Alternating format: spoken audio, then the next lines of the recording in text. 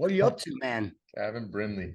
Not much. I just got back up to school, so I got in last Friday, and we're all just kind of hanging out now. We got welcome week this week, so The old dorm room, eh? no, I'm in my buddy's room right now. I live right next to this house, but we don't have any Wi-Fi right now, so still trying to Okay. figure it out. But yeah, Good stuff, man. Welcome week. Holy cow. That's a question of mine. It's probably the most fun when you're on the other side and you're a freshman. You don't know what to expect. You're like, holy shit, what's it gonna be? I've only heard stories. But now that you're on the flip side, you're like, I'm gonna give it to these freshmen. Oh, no, that's it's not too bad. Yeah, when you're a freshman, you have no idea, right? So you're going in there and all these seniors and stuff, and you're like scared. You're like, yeah, I was a 17-year-old freshman, and so I'm playing with these guys who are 24 years old, and yeah, it's a lot to take in, and you don't know anything about campus, where to go, what to do, and yeah, I mean, just show up, practice at 9:30, and just rinse and repeat, I guess. But yeah, that'll be fun. exactly. You said you're on the ice earlier today. Is it just you and the boys playing 3-on-3, or what's it looking like out there? Yeah, so we have the full team here right now, and we just play like 4-on-4 full ice, best of 5, games of 3, and yeah, just Yeah. get a little game going, get all the guys in the mix, and yeah, no, it's all fun and games, but yeah, it gets pretty competitive out there. Yeah, because you guys are probably playing for beers, losing beers, That's what the skates. best guys are doing. That's weird, hey? We talk about that all the time. Like that's all we do is play 3-on-3, 4v4, like for our Oh training on yeah, the ice. it's the best. I mean, That's awesome. yeah, I mean, you go through you have all your drills and stuff and system stuff during the year, but I mean, just growing up, I think that was the best way to get better. I know Zach thinks so too. He loved the 3-on-3 game at the Ryan Brindley camp back in the day. So Ryan Brindley, my first coach growing up down in Florida. Gavin's dad, former Florida Everblade, former Kelly Cup champion, had a beautiful career. And now he's just giving back all his knowledge to the youth and breeding all these superstars, turning Florida into a hotbed. yeah, he's trying to. Zach got pretty pissed off back in the day when he wasn't scoring goals. So I heard a couple stories about that, the old slam in the Oh, that's penalty box awesome. after We the want to hear 3-on-3 loss. But we want to hear those, dude. We're gonna get the intro going right now, and then yeah, we'll get into this. So joining us today is one of us, a good old Florida boy, drafted in this year's second round by the Columbus Blue Jackets, a current University of Michigan Wolverine, Gavin Brindley. It's an honor to have you on the BuzzPod. Welcome. yeah, thanks for having me. I appreciate it. Dude, so that's awesome. You got some stories about Z. I can't wait to hear those. Yeah, we'll get those fired up. Yeah. Z was telling me that your dad was his first coach, and I'm pretty sure I met your dad around the rink over there in Florida. Yeah, I'm sure. But Yeah. the craziest thing, the way I want to start this off, actually, we're gonna get to how you started playing hockey, but I just found out you have a buddy, Seamus Casey, who's from Miami, Florida. And it's crazy because me and Z, like Z's from Estero, like you, I'm from Miami, like that Yeah. kid.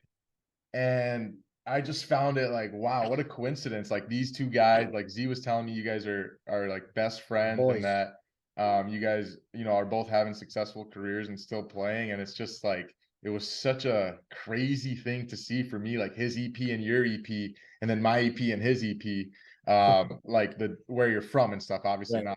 not the teams and all that, but just where you're from is it's really cool. Let's talk about you and Seamus and like how you guys got to know each other and how your relationship continued. And Miami and Estero is quite the difference. We know it, it's I mean it's 3 hours, but it's a different world. Yeah, a total different world. But yeah, so he actually grew up in the Keys. So Oh, Marathon is where he pretty much grew up, and then they moved to Miami when he was 4.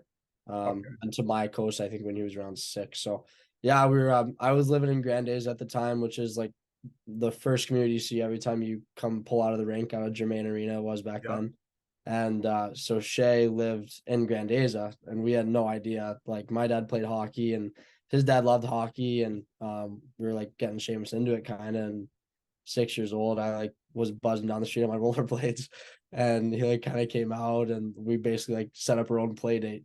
And yeah, I mean, ever since then we've been best buddies. And our second play date, I went over to his house and I lost in mini sticks after like 30 minutes. And Seamus's mom asked Seamus where I was. And Seamus was like 6 years old. He was like, I walked home. And Seamus's mom was like freaking out, like, oh my God, like 6 years old walking home. But yeah, no, we had a lot of battles back in the day and still best buys this day. It's crazy how it all has worked out so far. So hopefully more good things in the future here. So that guy lived in Miami for 2 years, and that's his elite prospects home.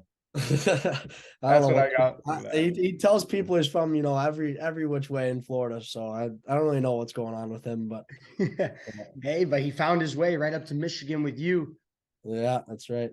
But let's start at the beginning. I mean, your dad, Ryan Brindley, he played in the USHL for his hometown Thunder Bay Flyers in Ontario. Crazy that was a USHL team. But he went to Miami, Ohio, and then eventually became a Florida Everblade, where he retired, and you grew up in Estero. So I just want to talk about like the beginning of you playing hockey. Obviously, your dad had everything to do with that. Were you able to catch a couple of his last pro games? I saw he played one game in 2012-13. Yeah, so I don't really remember watching much growing up of him. My grandparents and everyone that's like would go to the games and stuff say I like love doing the chicken dance. So at the Everblades games, that was my big thing, do the chicken dance, and everyone loved it. But yeah, no, he got called up for a game in 2012, and he actually didn't tell me, and we had practice with my alliance team on Friday night, and he was like, hey, I'm gonna go skate tomorrow morning. And he was like at our practice, he was kind of like buzzing around a little bit and like getting into it. He was doing battle drills with us and stuff, and he was just coaching gear. And I was like, we were on the car on the way home, and I was like, why did you go like so hard today at practice? He was like, I don't know, I just like kind of want to get back into it maybe. And so I wake up the next morning and he's driving to the rink with me, and we have practice. We coaches our practice, and then he's like, I gotta stick around, get a ride home. So I'm like, all right. So I'm not thinking anything of it. And he goes in pregame skates with the Blades, and he's like seeing if he could play. Basically, he retired in 07. Yep. So it's been 6 years, right? So he goes out pregame skate. He's playing with Ryan McGinnis, who was their bestie at the time. So they're top D pair. And so I came home and I was like, where's dad? My mom's making his pregame meal, his chicken parm. I'm like, what's going on right now? Like, why haven't you guys told me anything? And she's like, I don't know. He's like, you'll have to talk to him when he wakes up. So he wakes up from his nap. He's sitting at the table eating his meal, and he's like, hey, I'm playing tonight and I'm wearing number 4, which is my number. So it was really cool. And he had an apple, and he played like 25 minutes and they won. And yeah, it was pretty cool to watch him play. And obviously he was a little bit of a different player. He fought a little more, definitely fought a little more than me, and definitely was a little more physical. But yeah, it was a lot of fun to watch. Wow, that's really cool. 6 years on the shelf, and then I guess just training the kids, just Yeah. keeping the energy. He's buzzing, goes back out there, plays 25 minutes, just like that, just like riding the bike. Probably Just like like riding a bike, I guess. Yeah, probably coaching not Gavin. many people could do that, so it's No, cool. dude. Did you ever find out why he kind of kept it a secret? I just think he didn't want, like, I don't know, because I would have ran and told all my buddies. Yeah, Like And he then just kind of just wanted to keep it within, and then right before the game, because Ernie Hartley is my dad's best buddy, and so they played together. So Ernie, like, whatever, he loves to play still. So he played a couple games a year till about years ago. And he was like convincing my dad. My finally gave in, and yeah, all my buddies were there, and I probably had like 50 people probably, and I think it was the best crowd Florida had that year too. Before they went to the playoffs and won, so it was their best regular season crowd, and that was pretty cool. Yeah, everybody heard your dad was coming out of retirement. They canceled all their plans and buzzed back to the arena. Yeah, people stopped going to work. Hey, why did you pick number 4? What is the significance of that for you? Because you're a forward, forwards.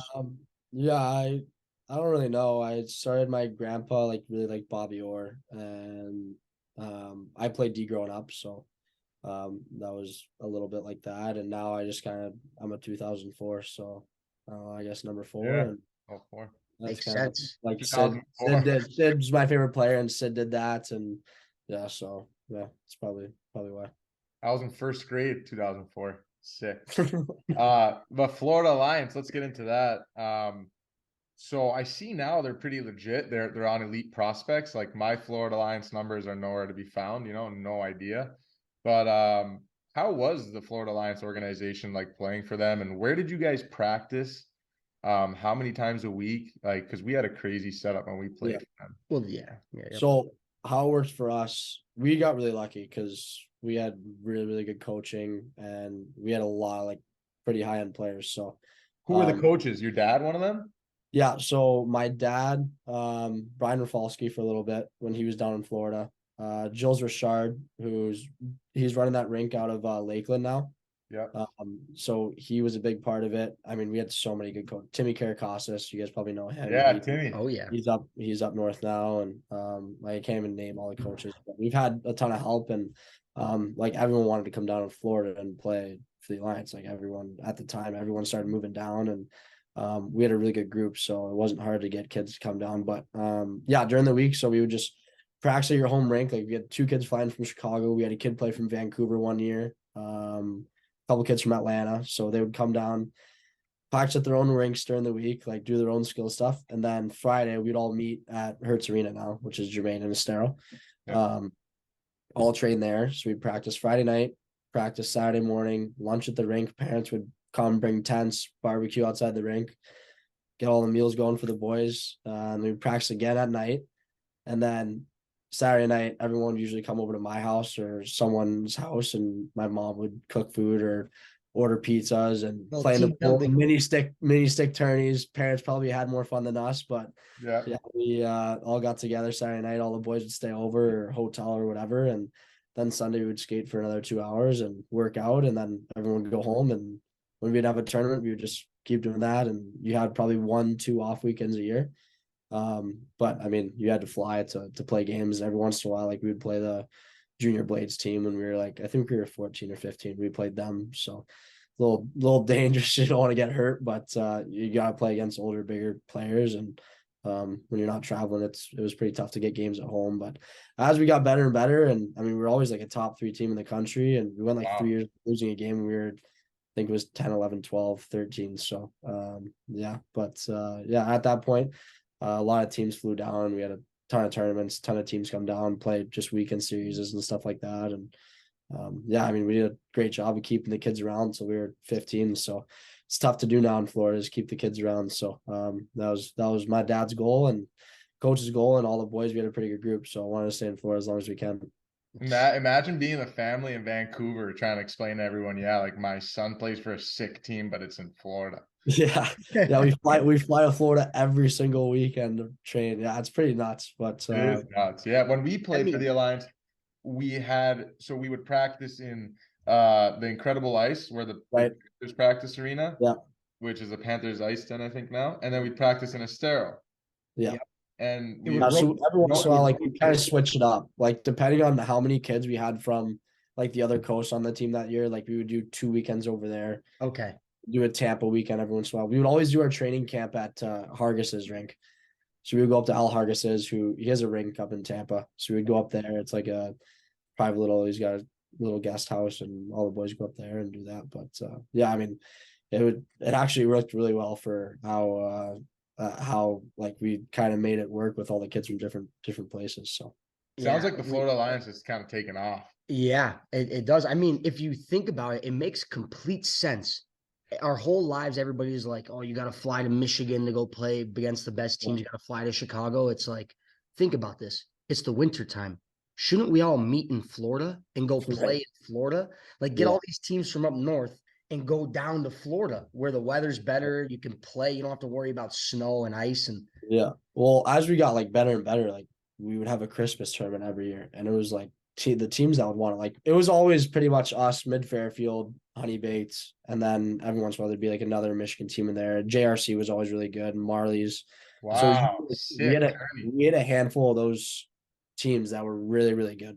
And so we would all just honestly go play at the same tournaments together. So all the teams would talk and be like, oh, we're going to Toronto this week, and we're playing Chicago World Invite this weekend. We got Detroit Motown this weekend. And then we did a Florida one where we had some pretty sick teams come down, and that was a lot of fun. But yeah, I mean, who wouldn't want to come down to Florida midwinter when you're in 12 inches of snow in freaking New York or Detroit or wherever it is? But yeah, I mean, the whole training like philosophy of like doing your own skill work during the week and then practicing on the weekends, I think is like genius, night and day. Because I mean, when you play for Honey Baked or you play for these teams, you practice 4 nights a week, and I mean, how many times are you actually doing like individual skill stuff? Never. Like at that age, that's the most important thing for you. Yeah. You're But- waiting in line Yeah, you're waiting. Right, you're doing 3-on-2 drills and systems and It's bags. also it's also like when you're that young, right? I find like all these team practices at the end of the day, what are you doing when you're 15? You're comparing yourself to everyone, right? You're like, Well, yeah, I mean, a part of it I think is pretty important. Like you gotta teach kids whatever systems, and you gotta teach them how to play the game the right way. Which I mean, I don't not agree with, but yeah, I think that at that age, like the developments and the skills and like how your mind works is the 3 most important things. And I think to do that, it's just all repetition and it's all work. Like you can't not, you're not just gonna get it overnight, right? So, right. I mean, when you go and skate 3, 4, 5 times a week and you're doing individual skill stuff, and then you go to your team for 3 days during the weekend, it's like you get the best of both worlds. So. No, I agree. That's what I was Well- getting at. Is like when you're younger like that, the team practices, you can find yourself like getting distracted because you're in the room with all the boys, and then by the time you get on the ice, you forget kind of what you wanted to focus on today because you're so young. Yeah. And you're talking with all the boys in the room, and it's kind of like becomes fun. Right. Where I think if you're going on the ice alone, you have a lot more intention, especially at that age. It's a Yeah. lot easier to be like, okay, I'm out here alone. Like, why am I out here again? Oh yeah, to get better at this, this, and this, and Right. let's focus on this and dial it in. Yeah, I want to talk a bit about Pee Wee Quebec, dude. You guys got to go to Pee Wee Quebec with the Florida Alliance. Like, how was that experience? I never got to go, but I've only heard amazing things about it.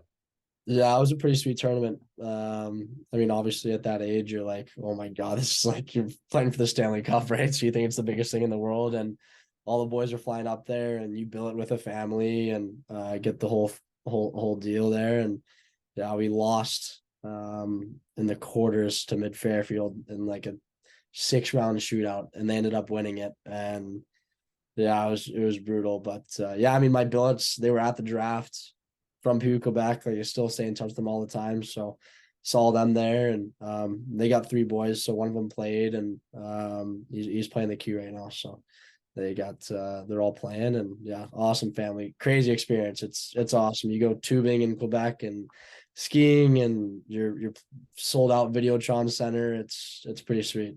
That is sweet. I mean, Pee Wee Quebec. I don't think in the playoffs you should end or lose in a shootout. They got to update that rule. Yeah, I don't know not much you could do, but yeah, definitely a little bitter taste in our mouth still from that, even though it was 6, 5, whatever, how many years ago. Oh, yeah, that's a bunch of shit. Did it make you want to go to the Q a little bit or no?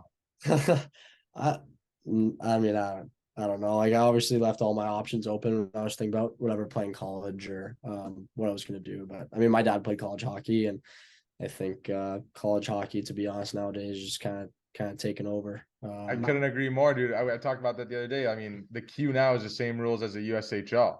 So like there's all the way, NCAA all the way. Yeah, I just think the development that you get and the lifestyle, like I mean, there's no better way to grow up than being a 17-year-old freshman and playing with 24-year-olds. Like it doesn't get any better, and you're basically playing with other dads on the team. So it's like it's pretty fun. So I mean, you definitely have your fair share of fun too, and you gotta have a little bit of a balance. But yeah, no, I think college is definitely taking over now. Yeah, your dad went to Miami of Ohio. Did you ever think of going there and following his footsteps, or were you kind of always like Michigan's your dream school, or was just how did Michigan come into the equation? Yeah, I never really had a dream school, to be honest. I thought that Miami is an unbelievable campus, and obviously what they have there is pretty sweet and facilities. And I won't talk about one thing that they have there, but it's pretty electric. And Yeah, I heard the ratio is pretty. It's like 3-1 the other way. I know what you're talking about. And yeah, I mean, everyone that's ever gone to Miami. It's the only school I ever visited. Oh yeah. My best friend, one of my best friends from Shattuck, Ben Lown, went to Miami, Ohio, and I visited him his senior year for this thing called 24x12. It's a pretty cool thing they got going there. Yeah, yeah, my dad and Ernie definitely had their fair share of fun back in the day. But yeah, I mean, I just kind of, like I said, like kind of just left all my options on and kind of hear what everyone had to say. I think when I didn't make the program, like a lot of OHL teams were reaching out, and it was like, oh, like, do you want to go play in London? Like, do you want to go? I got picked by Sarnia, so obviously, like, London has their pitch, and it's hard to say no to those guys when they pitch you what they pitch you. And yeah, then Ty actually, another Florida kid who came down for a bit, Toronto pick. He went and got drafted by Sarnia. So I think after he went there, he was like trying to get the Florida boys. So then the GM there ended up drafting me, Seamus Casey, Connor Brown, thinking that we would all go there, and it didn't end up happening. But it's a smart move. Yeah, it is a smart move by the GM. You got to tip your cap to that one. It wasn't gonna happen. It wasn't gonna happen. Hey, but Florida Alliance, I mean, the only thing on your EP is 15 games and 42 points, like 17 goals in 15 games, 25 assists. I don't got my stats on there, thank God, because they're probably compared to this. But dude, like, what was that like for you? I mean, just tore it up. Like, yeah, you mentioned you guys were playing against Honey Baked and stuff. It looks like I saw your EP. I'm like, who the hell were these guys playing against?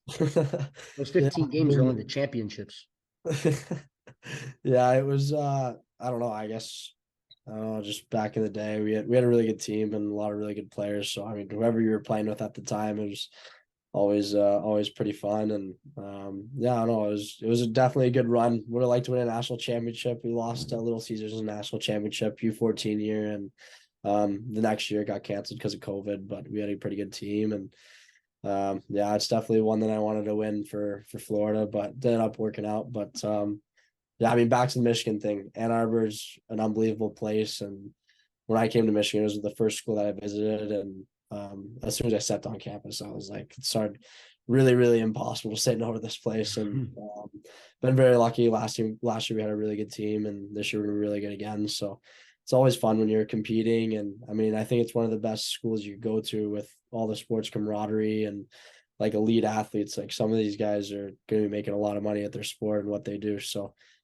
being really good buddies with all these guys on different teams is pretty cool. And when you're winning a lot of stuff during the year and other teams are winning too, it always makes it more fun for the fans and for us to go see other teams. So it's a pretty special place. I don't think winning is more fun. Winning is way more fun. So let's wind it back before we talk about the Michigan squad and all those boys. Talk about that feeling not making NCDP after 40 camp, because I know when you're growing up and you're the guy, because you still are the guy, but when you're the guy from your area, your region, you go to 40 camp, you get invited, everybody's expecting to make the team. So Right. Talk about the feeling when you left. Are those in Plymouth, those tryouts, or? So yeah, it was COVID that year, so we actually didn't have a 40-man camp. So they just picked the team. So that's probably why you didn't make it. Well, I don't know. I think it was good for me that I didn't make it. But yeah, I mean, obviously when you're that age and you don't think anything of it, obviously all these guys are like, oh, you're gonna play for the national team, you're gonna go live in Plymouth for the next 2 years, and you don't really think anything of it. I was like, all right, I guess that's what I'm gonna do. Like, hopefully I make this team, or else I don't know what I'm gonna do. And yeah, I didn't make it. I was obviously, not happy, and is what it is, and nothing you control now. So the first call that I got that day, I haven't figured out that I didn't make the team yet, was from Anthony Noreen, my coach in Tri-City, when I went and played there. And yeah, I mean, he gave me a spiel, and just an unbelievable coach, total dominant person, and he's awesome. So we also had 2 really good teams there, and Tri-City in Kearney, Nebraska is a pretty crazy place, but it was a lot of fun. And yeah, I mean, I would do anything to go back and play there. But yeah, no, it was a pretty cool experience. Dude, that's unbelievable. It's a blessing in disguise. Yeah, absolutely. I mean, sometimes one door closes that you didn't want to close, but then another one opens. Yeah, it's crazy how it works. Yeah, and can you talk on that jump from Florida Alliance AAA to the USHL, because that is a huge jump. I mean, humongous jump. Yeah. Like going from Florida Alliance to the USHL, and also talk about your first year living away from home. Yeah. So yeah, I mean, not thinking anything of it. Like, you're kind of one of the top players in your age group, and you don't make the team, so you're like, what am I gonna do? So go to Tri-City. I've never seen it before because it was during COVID. And so I pretty much like weighing out all my options. I was like, all right, I'm going to Kearney, Nebraska. That's where I'm playing. Whatever. Signed the tender. It was it. I was like, I'm flying up August 28th or whatever it was. So I get there and I'm like, man, like this is not what I expected. Like 30,000 people, one street, like everything to the side. It's pretty nuts if you go there. So whatever, we get to the rink and meet all the guys and meet coaches and everyone. And yeah, I mean, your first game, and when you're practicing, you're like, okay, I'm doing pretty good. Like I fit in pretty well. See what happens this year. And then you start playing games, and it's like the pace is faster and everyone has a better stick and guys are more physical. Obviously, guys are bigger and stronger than you. So being able to think the game a couple steps ahead was probably my biggest advantage. Being able to do that and just think the game at a high level was probably my biggest attribute at that level. Had a pretty good year, nothing crazy, and played with some pretty good players now. Matthew Nyes and Carter Mazer and Hunter Strand, Cole McWard, and second year played with Millsy, who's not a bad player. Yeah, I mean both years great years, obviously pretty big steps, but I mean you grow every year as a player and as a person. So living away from home was definitely a little different. I had a great billet family, made it a lot easier on me, and two guys at 20 and 21 years old. So I was the younger brother of the three, and we'd go downstairs every day after practice and throw on PGA, NHL, Mad. We'd play a 3-game series and everything, and play video games all day. And Fortnite was huge at the time, so we played Fortnite. And yeah, I mean it's awesome, right? You're playing junior hockey, living in the middle of nowhere, like texting your mom, you're like, oh, I'm not doing school tonight. Like we're playing 88 Fortnite. So yeah, I mean it was definitely good times there. Yeah, wow, what a blessing in disguise that was, and ending up in Kearney, Nebraska. My experience of Kearney, Nebraska is I get called up to Dubuque halfway through the year. We end up going on a playoff run, and we go out to Kearney. We're made the Clark Cup Finals, and we're playing the Tri-City Storm. I'm like, Tri-City, where is that? Never heard of them. Purple. They come to Dubuque. The first 2 games, wax us like 6-1, 6-1, something like that for the first 2 games. We're like, all right, we're going bussing to Kearney now. 13 hours. What? Okay, so we're buzzing to Kearney. We get there. There's a promotion. Every ticket is free. Pack the barn. The fucking Clark Cup's in the building. We're like, what? Every ticket's free. Do you know how many fans that arena holds? I think it's like 4,500 or 5,000, something like that. So they allowed standing room, and there was over 5,000 people in the building during warmups. So we're all looking around and we're like, holy fuck, boys, we lost. Like, it's junior hockey. Like, you're like, the Clark Cup's on the line, but they got a guy over there who just had 9 points in 2 games. Like, it was, we ended up getting waxed. They swept us, but it was just a really cool experience. I'm like pulling up to the game. We're in the middle of nowhere, parking 500 cars, like 5,000 cars. Fuck, 5,000 cars. I'm like, holy Yeah, cow. that team was probably pretty good though. They have Pinto on that team and Ronnie Adard, and was that Wade Allison and Wade Allison. Dello. Yeah, dude, they were I legit. remember that team. They I were, think Pince and them they might have been after, but yeah, that team was pretty good. oh, they were. That's They were funny to legit. hear though, like your reaction to pulling up to Nebraska for the first time, being from Florida, because my first time away from home was different. Like I was at Shattuck and it was kind of everyone there was their first time away from home and stuff. Right. But my junior year, I lived in Omaha, Nebraska. I played Omaha U16 AAA. And dude, it was the same, like it was the same for me. We'd drive 30 minutes to school, to a public school, DC West, and it's just there's nothing on the road, like no gassers, nothing. Like Crazy. exits are just farms. Like Oh yeah. it's so mind blowing. For like Yeah. it's always mind blowing for us though, being from Florida. Every place you go to is gonna be way different, you know. So Yeah, we don't realize how lucky we are down there. Our parents graced us with that one. So yeah, absolutely, dude. And then that second year, like you mentioned, you had a great year, 42 points in 51 games, and then you got a call from You get a NTDP. ring. They want you. Yeah. Baby, come back. yeah, so Nighty called me and he was like, hey, we're leaving for Worlds, U18 Worlds in 2.5 weeks. We want you to play. He was like, you're gonna play quite a bit, like you're gonna be a big part of it.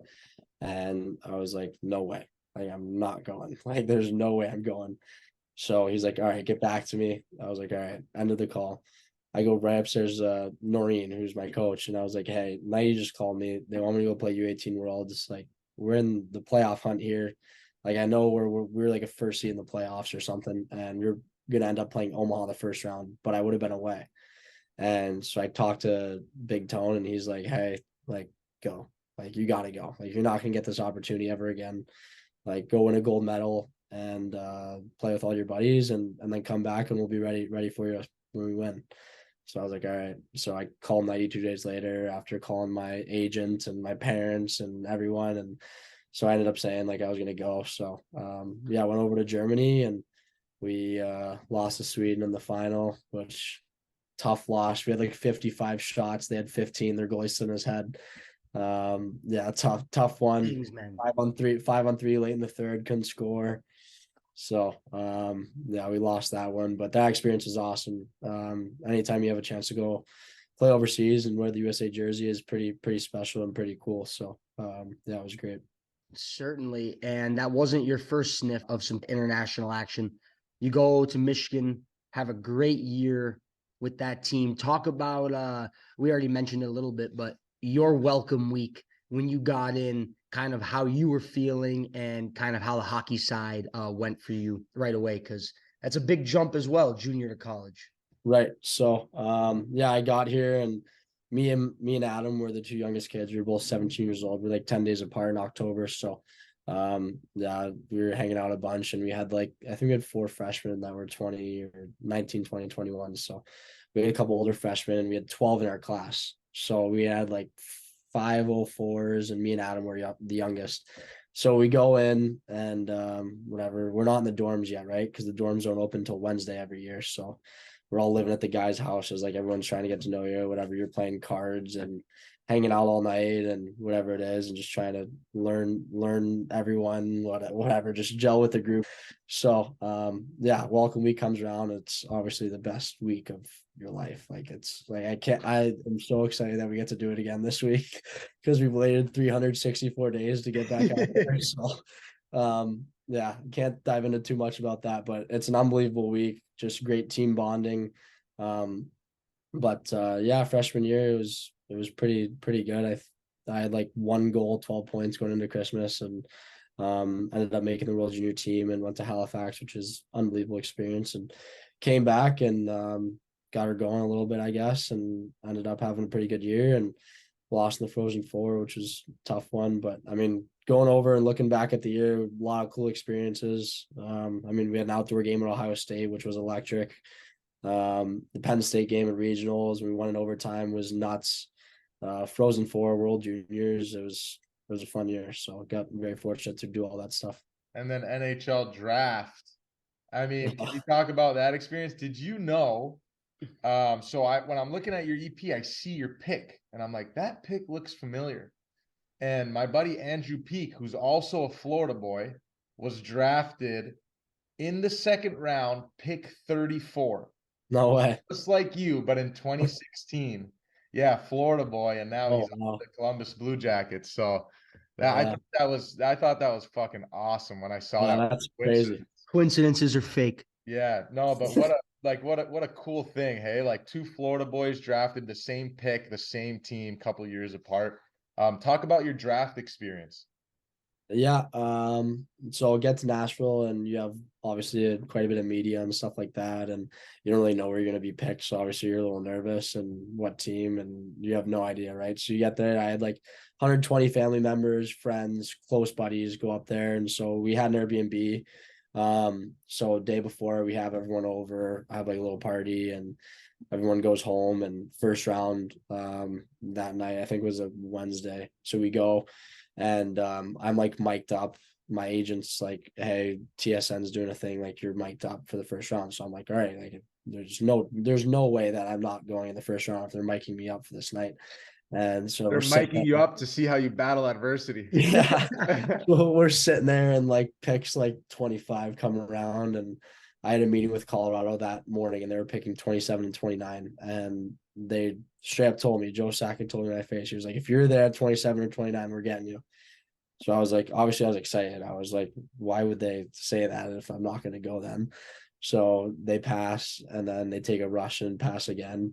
And Montreal traded their 31st. I'm not sure who, but Vegas had the 32nd, and then ended up going and whatever, went home, and my buddies all came back, and obviously like everyone's like kind of sad, but I'm like, dude, I'm getting drafted the NHL tomorrow regardless. Like it's gonna be unbelievable and whatever. So go to bed, wake up early next morning because I think it started like 9:30, and get there. I was literally sitting in my seat for 2 minutes, and Columbus ended up picking me, and it's yeah, pretty cool. I mean, Adam was sitting right across from my seats and sitting there with his finger crossed like this right before I was getting picked, and got picked and gave him a big hug. And it's crazy how everything works out, man. Everything happens for a reason. So it's Columbus is an unbelievable city and diamond in the rough. And even though it's close to Ohio State, but it's okay. And yeah, training camp or development camp was a blast, and it was awesome to get out there. Yeah, that's awesome stuff. What an absolute moment for you and your family. I mean, you talked about hugging Adam, but what was your dad saying? I mean, your dad was a guy, he was a coaster. You know, I know that USHL grind. I mean, to see his son drafted in the National Hockey League must have been unbelievable.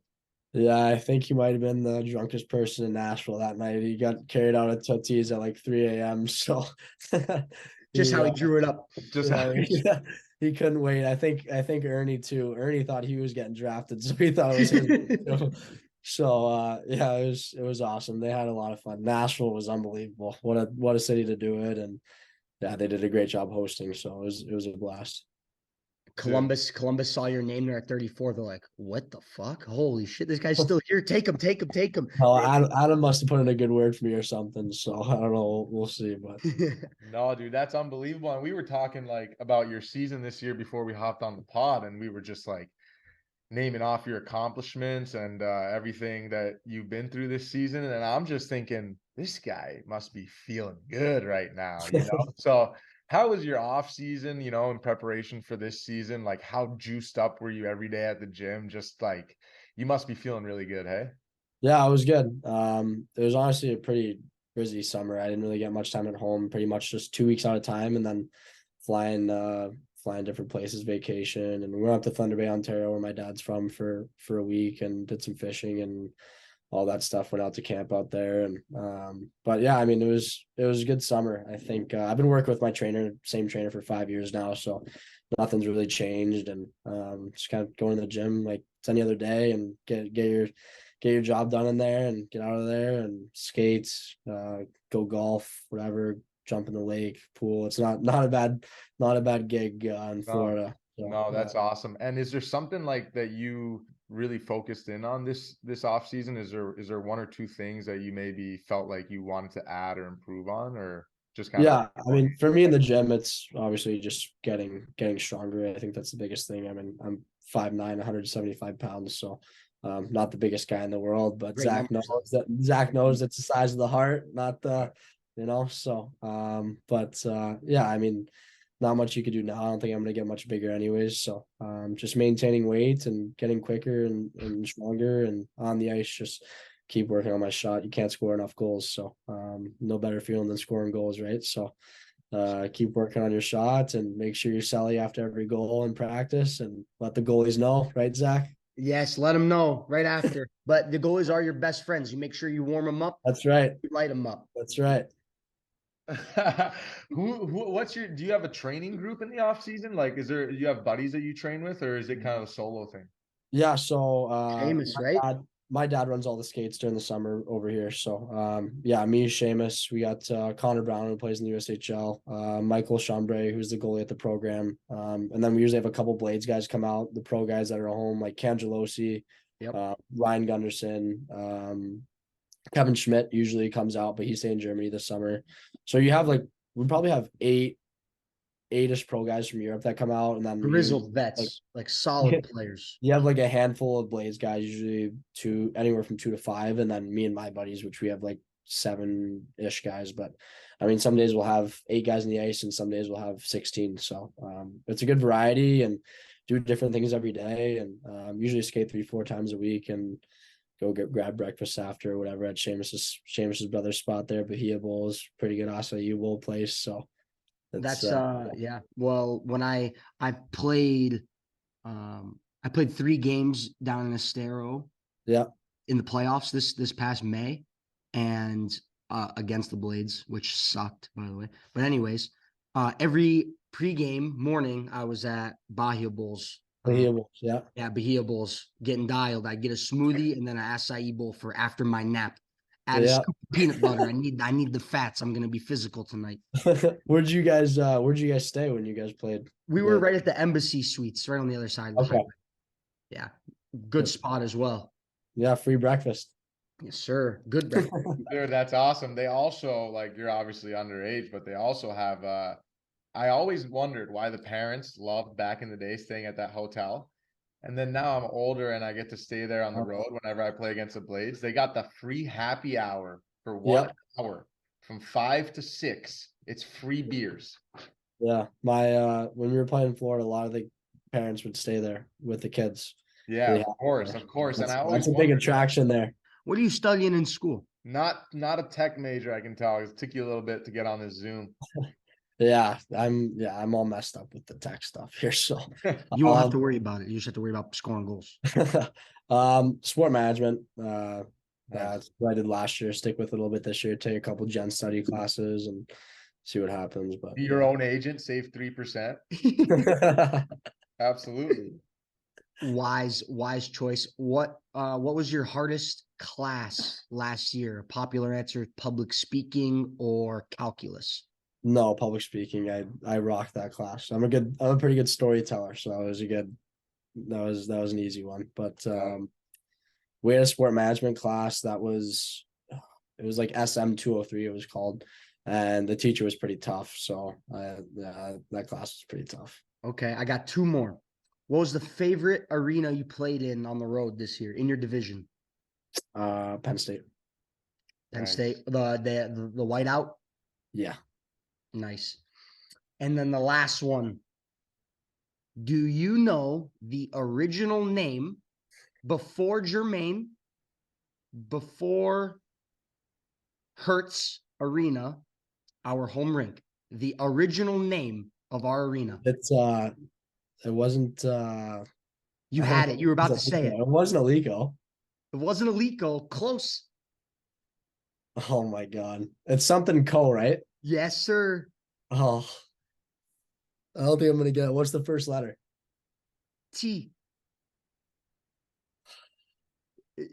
Just add your ending. Tico Arena. Chico Arena. It was green. It was all green. Tico Oh my Arena. God. That was where we were growing up at Tico Arena. I don't even think know I wasn't even born yet. I don't No, think sir. was around. It was Tico in 98, and then I believe in 04, it went to Germain. And then Yeah. it was bright pink. One day I showed up. The rink was green, like a forest green. One day I showed up, the whole rink's pink. I'm like, Mom, who's playing a joke on the boys? Yeah, I was What's like when going I on? changed to Hertz Arena and the whole rink was yellow one day, and I pull up to the rink. I was like, "What is going on here?" Yeah, who put the rubber ducky where the rink is? What the Yeah. hell's going on? But thanks for playing the trivia game. But you said you're a good storyteller. Like you guys had an elite team this year in Michigan. Like, was there any stories? Anything happen at all during the season? I mean, you guys are young. Maybe someone forget their skates because they're so young, or EQ guys. That Nothing too crazy. I mean, obviously some stories you can't really. right. Yeah, really no, say, keep those. but, Keep those. we had our first game. We went and played Lake State, and usually we fly private pretty much to go play wherever we have to play, which is unbelievable. Like that's so cool. But so we have to bus because they don't have an airport anymore in Lake State. So we bus. I think it was like 5 hours or something. So we're on the bus and we get there. Everyone puts their gear in the rink and whatever, but going back to the hotel and everyone has dinner or whatever. We're all playing cards downstairs. Everyone's shooting the shit. Wake up, pregame skate. Everyone's out there, excited. Big first game. All the freshmen buzzing around, and we get ready for the game. And one of the sophomores forgets his jersey, or the equipment guy forgot his jersey. So we're all sitting there, and we're like, "Oh my god! Like, what's he gonna do?" So there's like this extra jersey in the training bag, and it's like a blue, like they're stitching on the block M on the jersey, trying to like color the lines on it, get all the stitching like right, put the patches on, put the number on. We're like, oh my god, like this guy already has 32 games in the NCAA, and the trainers were getting his his jersey here. We're in for one this year, and it was just kind of like an ongoing joke. Like, Ed, make sure you got your jersey, bud. And it was just so funny. We keep it going, but yeah, I'd be pretty riled. One time, this year we were playing Ohio State Big Ten semifinals, and I go to put on my skates, and my holders, like, I'm wearing true skates, so the holders aren't great. They fall off quite a bit. They're brutal. Holder is like hanging off. So I look at our equipment manager, Jalen, and I'm like, hey, like, we got to get this going like right now. We're like, the guys are like basically lined up to go on the ice. And so I'm like, oh my God, like, I'm going to miss warmups. Like, this is the biggest game of the year this year. And so I'm sitting there in the locker room, like, head down, like, trying to dial myself in again. And I'm like, oh my God. So he pulls out my backup pair of shoes. So I go out there like 6 minutes late, and we're doing a 3-on-2 like breakout drill. And we dump the puck in, and I'm playing with Adam and Rucker McGorty, and I'm flipping a puck up to a fan, like on the left wing. And Adam gets the puck in the middle and backhands it to me, and I am nowhere to be found. I'm flipping a puck to a fan, and whatever, we go and we shoot, we come back, and Adam and Rucker look at me, they're like, fucking dial it the fuck in. Wake And up, wake up. all the Husey comes out to me, he's like, Brins, like, dial it in, like, let's fucking go. I'm like, holy shit. Like, we get in the locker room after warm-ups, and I like just look at them, and they're like, you better fucking dial in here. And I was like, all right, whatever. So we go out for the game, first shifts, whatever. We lose the draw, puck is dumped in our end, we break the puck out, Adam gives it to me. We're on like a little 3-on-2 rush. I pull it in, toe drag, rip it top left. Plate goes absolutely nuts, like full over the head Sally, right next to the children. Oh my God, it was nuts. We sit on the bench. We're all like out of breath for Sallying so hard. All the boys are sitting up, and they're like, I'm like, yeah, you guys are welcome. And they all start like laughing. They're like, you're ridiculous, Brins. That's hilarious. You dialed it in. Yeah, no problem. Dial it in, but yeah, that was a good one. But yeah, a lot of good memories this year. It was a fun year. That's awesome, man. You guys were so close. Fuck, man. Yeah, really close group. Really close group. That's Nice. a great story, and I love the part of that story that I love is like your boys just telling you dial it in. All the boys, and like everyone saw that, and everyone's like, fucking dial it in. Like, we're so hard on each, like, we're all so competitive and so hard on each other. Like, it's actually pretty crazy. Like, we'll come to the bench and one missed pass, like, one guy like won't even talk to the other guy. We're like, dude, like, you got to put that on my tape there. What is this? Like, what are we playing AA hockey here? Yeah. And so we're always like giving it to each other. But like today, so we play whatever 4-on-4 full ice, and you have like 10 guys on the team, and McGorty goes down 2-on-1, dishes a freaking backhand sauce, they score. And to win game 2, we play a 5-game series. And he comes by our bench, he goes, suck it, Brins, time to turn it on. And I'm like, oh my God, we gotta come back. So we came back, reverse swept him, and I just went past him and gave a tap on the ass. Didn't even say anything, got off the ice, and he knows. So funny. But yeah, no, it's great. Positive peer rivalry. That's yeah. That's how you get the exponential growth when everybody's dialed. Everybody's That's how you win. That's how you win on Fridays and Saturdays, and you don't want to lose on Saturdays. Let me tell you. That sounds like an environment I want in on. That's fucking cool, bro. Should have went to college. Well, the culture is awesome. I was saying it last pod. I should have went to college. I think the coolest thing you guys get is having an alma mater after. I think that's sick. Like, you'll always be able to be like, yeah, I got an alma mater. Gav doesn't have to worry about alma mater. He's leaving after this year. Fuck. Yeah, it's pretty cool. All the Michigan guys. Like, this week, all the guys will come back. Beniers, Brisson, Husey will come back, and a bunch of the older guys, Blankenberg, and maybe Lockwood will come back too. But yeah, they'll come out this week and hang out with us, meet the freshmen, and give them a hard time sometimes, but it's all right. And yeah, no, it'll be a fun time. Dude, it's been unbelievable having you on the pod. And actually, this is the first time I've ever met you or spoke to you, I believe. That being said, I want to recruit you and your boy Seamus to the SoFlo 3v3. I don't know. Have you heard of it already? Yeah. Cole texted me probably 5 times this summer trying to get me to go over. And I think he picked me in like some kind of drafts like 2 years ago. Oh. And I think he picked me first overall too. So He's like Oh, trying to get ready to come over, and he was like, "Dude, you're the only first overall pick to ever not play a game in this league yet after 3 years." yeah, no, that's absolutely true. That's Like, tough I'm balance. sorry. I Keep gotta opting out. Hey, keep opting out. Say you want to trade to Team Blatchy, go. which is my team, and we're gonna treat you well. Like I'll get Seamus on board too. We got a great squad. We got like the OG Florida guys like me and Brandon Duhame. Oh And yeah, like we also added Lombard, who's a Panther, who's now yeah, the guy. So like we got a good squad. We could use you to I like love it. some youth, some young blood. So Yeah, some energy out there. We'll yeah, for sure. We'll have to do that next summer. So you guys just train over in like Fort Lauderdale area? well, so this summer I'm here in Wisconsin training with Z, living with Z. But I still put all the lineups together for my team. I'm head coach and GM. But Not a big deal. yeah, not a big deal. But First round exit this year. but last year, when I was there, yeah, like we all lived down there, like Fort Lauderdale area. A lot of those Yeah. guys in Boca. Right. Like I know Rhett and Asher, they live up like by Boca and stuff like Yeah, that. yeah. So all those guys, they train at Barwis. I was doing my own thing. I was kind of training at this gym called Next Level, which is Okay. actually like the other half of the guys train there, like me, Mark Charametta, Right. Tim Kent, like Matt Steve. I don't know if you know these names, Yeah.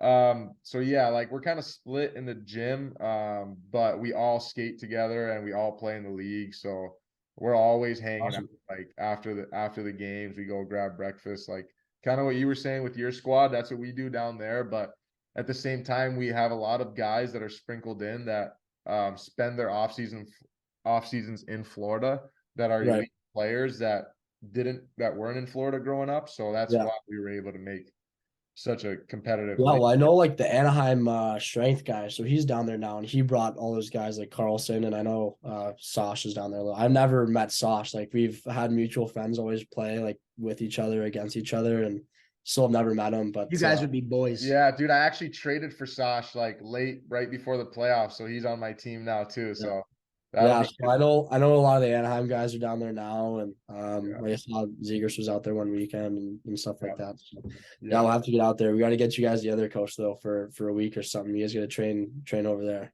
dude. Yeah, I mean, I go up there like when Z was there, we were training in Estero. Like we were training in Right. Estero 7 a.m. every morning religiously.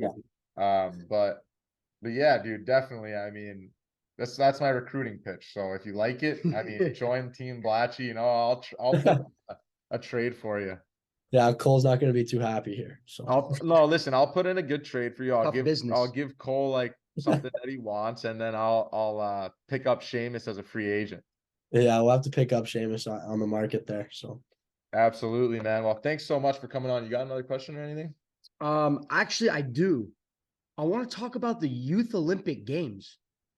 oh yeah, What is that? I've never heard of it. I saw. so Yeah. they do it every 4 years. So I think it's this year. It's for 08s. So after 08s, it'll be 12s. After 12s, it'll be 16s, so on. You have So to get lucky with your birth year, essentially. Yeah. yeah, we 98 just got didn't make lucky. So 98. it's like it's the actual like youth Olympic games. So everyone has a team, right?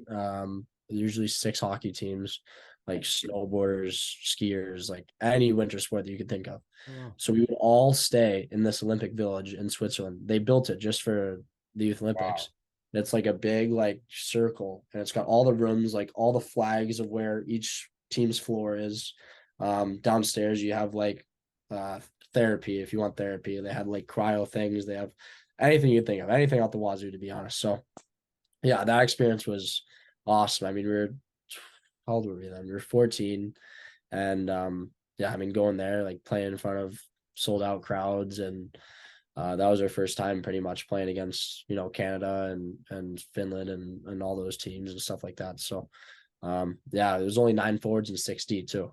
9 forwards, 62 goalies. Nice. You just logging minutes. So 12-minute games, and pretty short, and 12-minute periods? 12-minute periods, yeah. Oh yeah. Yeah, Dude, sorry, that's pretty I cool. might have said Yeah. game there. Yeah, 12-minute That period. sounds legit. That's a It pretty was cool awesome. opportunity. That's a really cool It was opportunity. awesome. What's your- Unbelievable experience. Unbelievable. I mean, you get treated like loyalty there too. Like you're 14 years old, your gear's getting taken care of. They're like, oh, like what kind of sticks do you guys want? We're like, oh my God, like we don't have to pay for sticks anymore. We're like, geez, this is unbelievable. So yeah, that was awesome. Really cool. Well, now that's all I got. That sounds like a great experience. Yeah, well, no more paying for sticks ever for you. I guess not. I guess We'll not. be donating sticks now. Yeah, are you a righty? Yes. Righty. Fucking right. Send them my way, baby. Zach's a lefty though, I think. No, he's a righty. Are you righty? I'm usually pretty good at remembering that stuff. But Dude, this I was gonna say it's the weirdest thing. Like when I think of a player or like I look at a guy, I know what way he shoots. Like, well, I mean, when you watch automatic. guys all the time, you're like, oh, they look like this when they shoot this. It's like, Yeah. so Wait, Seamus Casey, he's a righty. Yeah. Yes, yeah, I fucking know. see. I didn't know that. Well, anyway, thanks, bro. I really appreciate you coming Yeah, I on. appreciate it, It was guys. an unreal episode. Second youngest guy to ever come on the pod. So Yeah, of course. Awesome. that was awesome.